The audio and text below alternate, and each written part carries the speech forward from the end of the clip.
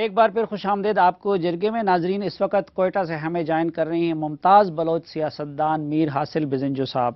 بزنجو صاحب، مختصر الفاظ میں بتائیے کہ بلوچستان کے مسئلے کا حل کیا ہو سکتا ہے؟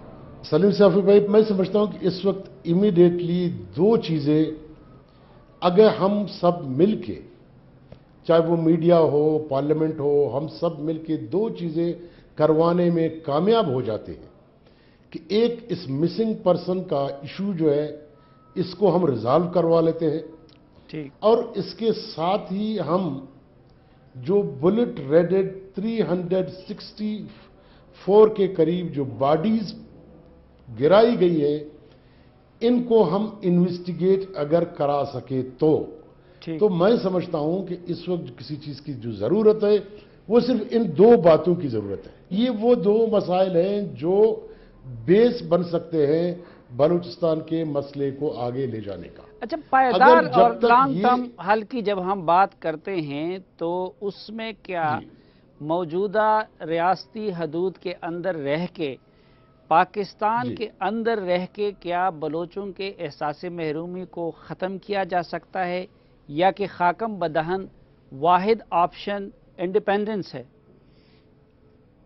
دیکھیں سلیم صاحب بھائی، دیکھیں بلوچستان میں دو اوپینین ہیں.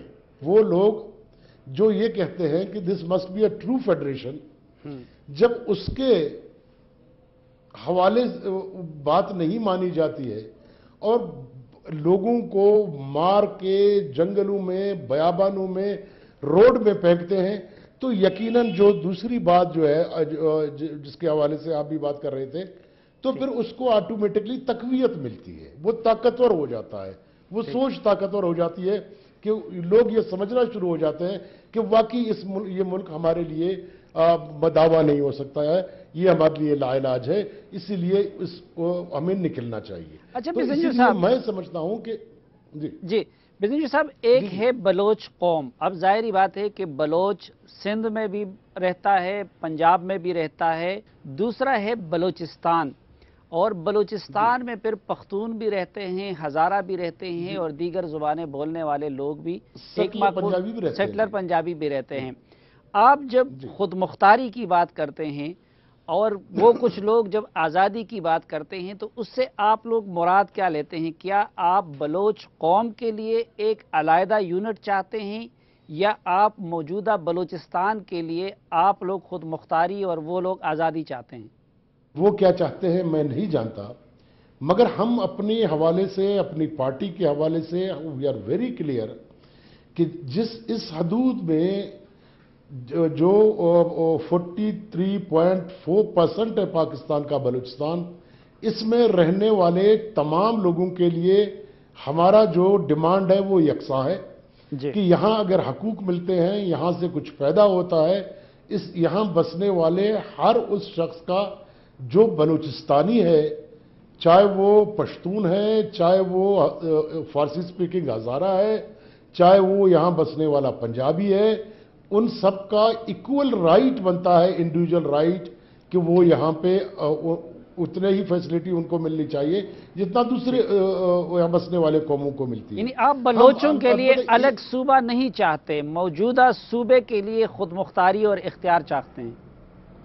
جی بالکل، ہم قطعی طور پہ بلوچستان کو تقسیم نہیں کرنا چاہتے، مگر یہاں پہ دیکھیں ایک ڈیمانڈ بلوچستان میں پشتون کے حوالے سے پشتونوں سے تو نہیں آ رہی ہے، مگر میں اتنا کہوں گا کہ ایم کے پی کا ایک ڈیمانڈ ہے، پختونخوا ملی عوامی پارٹی کا ایک ڈیمانڈ ہے کہ ہمیں پشتونوں کو اسی لیے علیحدہ صوبہ دیا جائے کیونکہ انگریزوں کے زمانے سے یہاں ایک صوبہ تھا جسے آپ یہاں برٹش بلوچستان بولتے ہیں، وہ برٹش پرامس بولتے ہیں اس کو، اس کے بنیاد پہ ہمیں علیحدہ صوبہ بنایا جائے.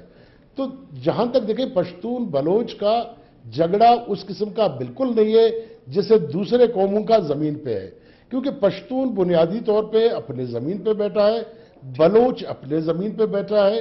یہ جو پشتون کا زمین اس وقت بلوچستان میں شامل ہے یہ تو کندہار سے کاٹ کے ادھر ڈالا گیا، اسی طرح بلوچستان کا ایک ٹکڑا جو ہے افغانستان میں ڈالا گیا، ایک ٹکڑا کس میں فارس میں ڈالا گیا، کس میں ایران میں. تو اسی لیے بلوچ پشتون کا سچ کوئی ایسا مسئلہ ہی نہیں ہے کہ جسے ہم کنٹروورشل کہیں کہ اس بنیاد پہ علیحدہ صوبہ ہو. اچھا، لیکن بزنجو صاحب، میری اچکزئی صاحب سے بات ہوئی تو وہ یہ کہہ رہے تھے کہ پختونوں کے ساتھ ایک تو پاکستان میں دوسرے درجے کا سلوک کیا جاتا ہے، اور پھر بلوچستان کے اندر بھی ان کو دوسرے درجے کے شہری کی حیثیت دی گئی ہے. اب کیا پھر بلوچستان کے اندر وہ یہ کہہ رہے ہیں، یہ ڈیمانڈ کر رہے ہیں کہ چیف منسٹر اور گورنر بائی روٹیشن ہونی چاہیے، اور پھر بلوچستان کے اندر اگر بلوچوں کا یہ حق ہے کہ ان کو پاکستان میں برابری کے ساتھ ان کو حق دیا جائے، تو کیا پھر بلوچستان کے اندر پختونوں کا یہ ڈیمانڈ جائز نہیں ہو جاتا؟ دیکھیں، بلوچ پشتون کا کبھی اس مسئلے پہ کنٹروورسی بنا ہی نہیں ہے، کبھی رائے ہی نہیں ہے. میں نے آپ کو عرض کیا کہ یہ جو ڈیمانڈ ہے، اگر آج میری اپنی رائے ہے کہ اگر آپ پشتونوں میں ریفرنڈم کرا دیں کہ آپ لوگ کس کا پشاور کا حصہ بننا چاہتے ہیں یا بلوچستان میں رہنا چاہتے ہیں، I am very much sure پشتونوں کی میجارٹی کا فیصلہ ہوگا کہ جی ہم جہاں ہیں وہیں خوش رہیں.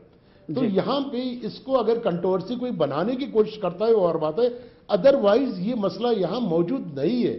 مسئلہ باقی پشتون جماعتیں موجود ہیں، ان کا کسی کا ڈیمانڈ نہیں ہے. یہاں پہ جے یو آئی جو ہے سب سے بڑی جماعت ہے پشتونوں کی، وہ اس کی بات نہیں کرتا. اور از سچ بلوچ کا پشتون کا کوئی جھگڑا نہ ہسٹوریکلی ہے، نہ ابھی ہے، نہ کوئی پرابلم ہے ان کے درمیان. اگر ہم ایک نیا معاملہ کریٹ کرنا چاہتے ہیں، کوئی اس کو پش کرنا چاہتا ہے اور بات ہے، مگر ہمارے پشتون کے درمیان بالکل بھائی چارہ ہے. We are very much comfortable with each other. ہمیں ہر وقت ایک دچکا سا رہتا ہے کہ کہیں کوئی ایسا فورس ہمیں اس جگہ پہ نہ لے جائے کہ ہم ایک دوسرے پہ تشدد پہ اتر آئے، کیونکہ ہمارے آپس کے درمیان ایسا سچ کوئی کنٹروورسی نہیں ہے، کوئی اختلاف نہیں ہے. بہت شکریہ امیر حاصل بزنجو صاحب. ناظرین، ایک مختصر سی بریک لیتے ہیں اور واپس آئیں گے تو ہم بات کریں گے بلوچستان کے مسئلے سے متعلق ثناء اللہ بلوچ صاحب سے.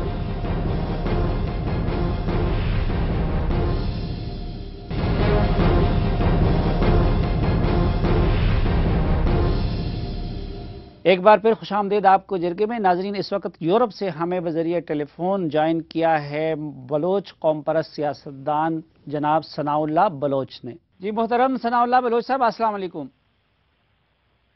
وعلیکم السلام سلیم صاحب. بلوچ صاحب، مختصر الفاظ میں بتائیے کہ اس وقت بلوچستان کے مسئلے کا حل کیا ہو سکتا ہے؟ سلیم صاحب شکریہ آپ کا. بلوچستان کے مسئلے کا سب سے مختصر حل یہ ہے کہ جن لوگوں نے بلوچستان کا مسئلہ پیدا کیا ہے وہی اس کا مختصر حل بتا سکتے ہیں.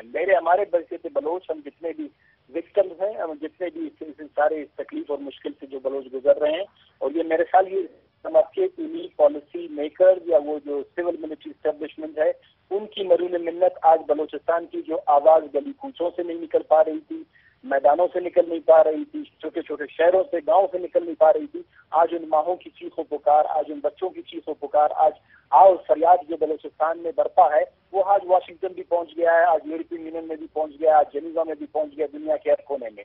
تو مختصر حل انہی کے پاس ہے. اچھا بلوچ صاحب، ہم جب پاکستانی اسٹیبلشمنٹ کے سرخیلوں سے بلوچستان کے مسئلے کا ذکر کرتے ہیں تو وہ کہتے ہیں کہ یہ تو 3 اضلاع کا یا 4 قبیلوں کا مسئلہ ہے، اور دیکھیں بلوچ تو پنجاب میں بھی رہتے ہیں اور بہت سارے دیگر بلوچ قبائل وہ کوئی نہ تحریک چلا رہے ہیں، بلوچستان کا پختون بیلٹ وہ بھی ان کا ہم نوا نہیں ہے. تو آپ کس طرح کہہ سکتے ہیں کہ آپ کے ڈیمانڈز پورے بلوچستان کے ڈیمانڈز ہیں؟ سلیم ذاتی صاحب، آپ کو یاد ہوگا، آپ نے میرے خیال بات بھی کی ہوگی، اویس غنی صاحب جب بلوچستان کے گورنر ہوا کرتے تھے تو انہوں نے کہا تھا کہ یہ بلوچستان کے ایک تحصیل کا مسئلہ، بلکہ 2 تحصیلوں کا انہوں نے کہا تھا یہ مسئلہ ہے.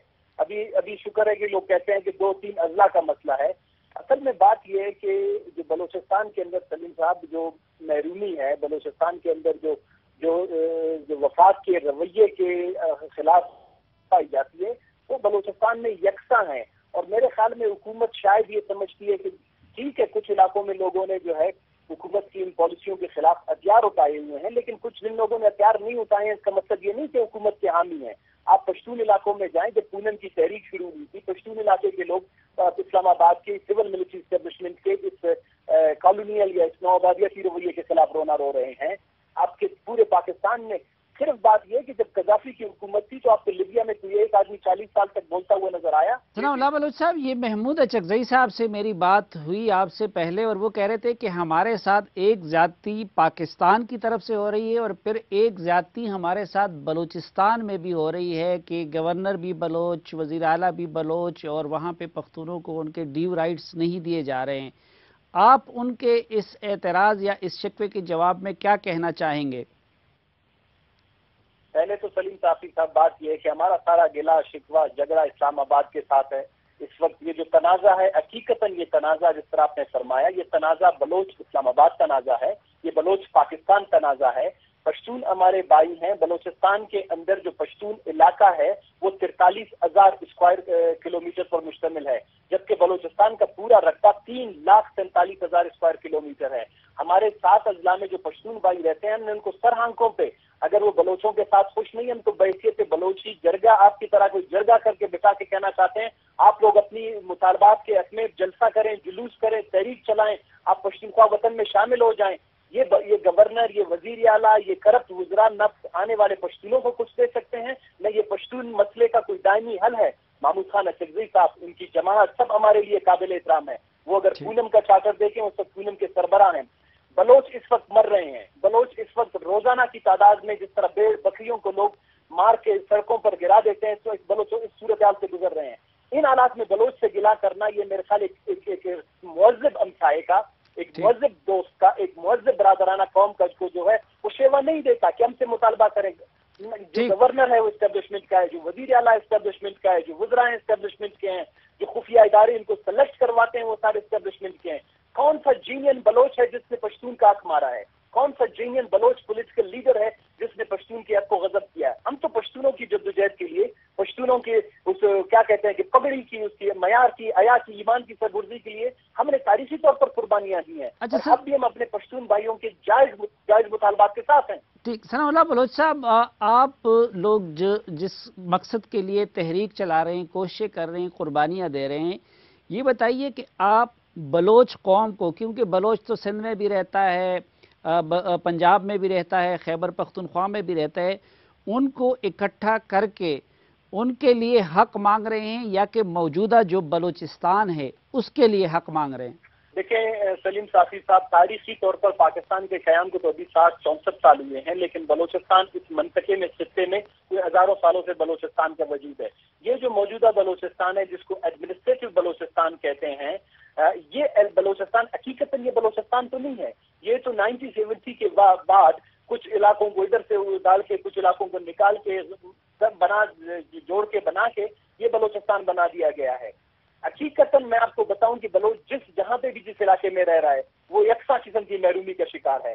बलोच जो 3 अजला है पंजाब के अंदर, सदरन पंजाब में जिसको कहते हैं, जनूबी पंजाब में डेरा गाजी खान, राजनपुर, कौंसा शरीफ और इन इलाकों में जो तकसीम है लोग, ये इनकी बदाली का आप तस्वुर भी नहीं कर सकते। ये जो बलूचिस्तान के बलोच हैं उनसे भी ज्यादा तकलीफदेह जिंदगी गुजार रहे हैं। तो मैं आपको बताऊं कि हमारे साथ जिस तरह की जाती, देखिए पाकिस्तान के अंदर सलीम साहब, आज जो बलोच 7 साल के बाद खून के आंसू रो रहा है, उससे पहले हम शायद पानी के आंसू रोते थे, किसी ने शायद हमारे मसाइल पर तवज्जो नहीं दी। आज हमारी माएं, बहनें, बच्चे, सारे नौजवान वो खून के आंसू इसलिए रो रहे हैं कि 64 सालों में सबसे पहले बलूचिस्तान का सियासी इस्तेसाल हुआ। 1948 से 1956 तक बलूचिस्तान का सियासी, जब 1952 में गैस दरियाफ्त हुआ तो बलूचिस्तान का महाशी इस्तेसाल शुरू हुआ।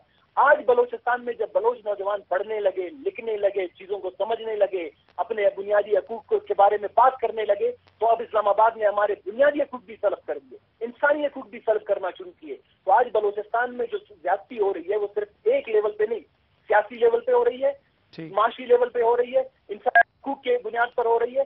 और ये बलूचिस्तान के तमाम लोग जो हैं इस तकलीफ से गुजर रहे हैं, चाहे वो सिंध में रह रहे हो, आपने देख रहे हो कराची के बलोचों की सूरत हाल। तो हम कहते हैं कि पाकिस्तान के अंदर स्ट्रक्चरल फ्लॉज हैं, इदारों के अंदर जो है सबसे बड़ी खामियां हैं। बहुत शुक्रिया सनाउल्लाह बलोच साहब हमें वक्त देने और हमसे बात करने का। नाजरीन, इसके साथ ही आज के जिरगे का वक्त खत्म हुआ चाहता है, इस दुआ के साथ कि आप जहां भी रहें खुश रहें। आज के जिरगे से इजाजत चाहता हूं। अल्लाह हाफ़िज़।